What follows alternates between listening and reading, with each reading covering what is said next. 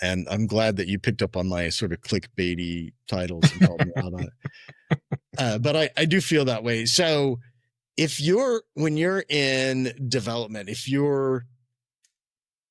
we all know that LLMs are the drivers of things like Cursor and, the Anthropic system that is designed for, and I can't remember its name right now. It's designed for development.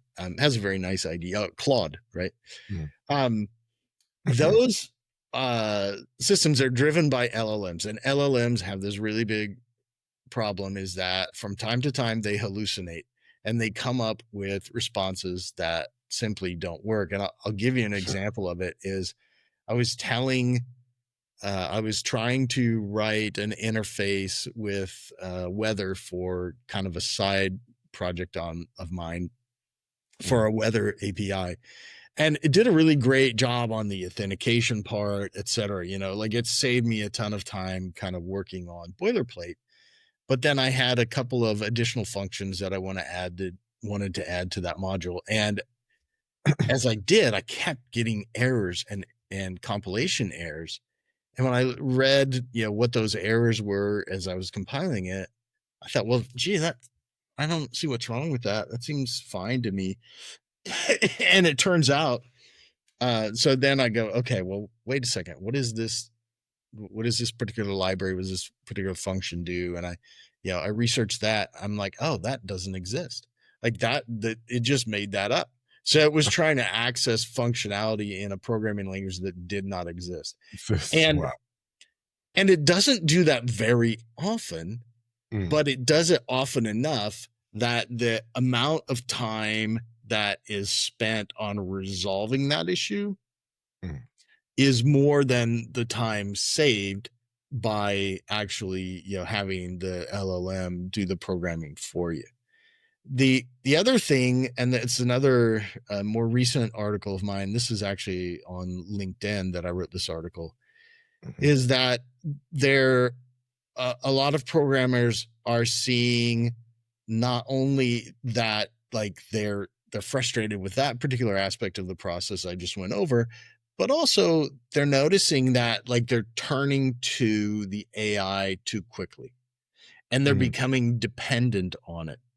And they stop thinking through and they stop understanding their code base, which is like sort of the kiss of death for a code base. Because if you don't have a developer that understands it, it's going to be very difficult to continue on with it.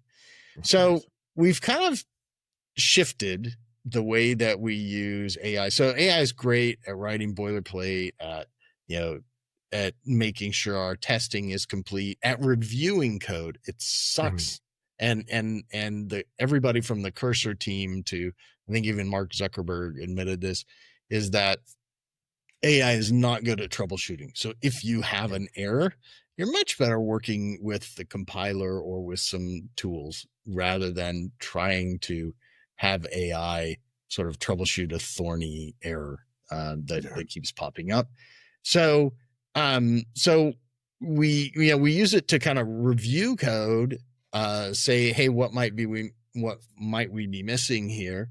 Because the LLMs do know of libraries that we may have not have heard of, et cetera.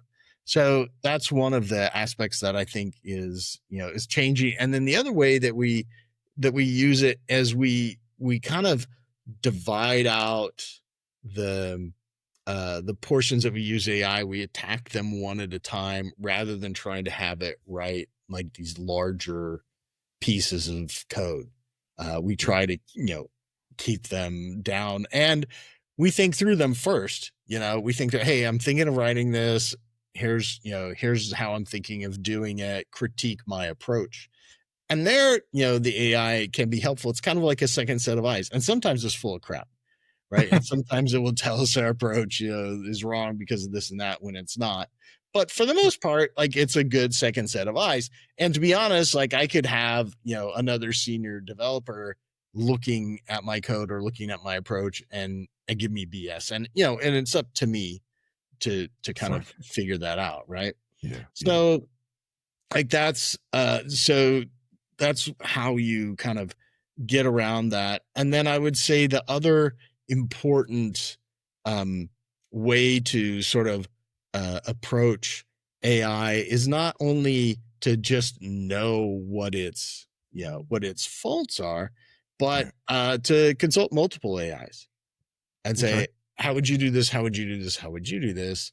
And a lot of times, you can kind of pick the best response. So Sure.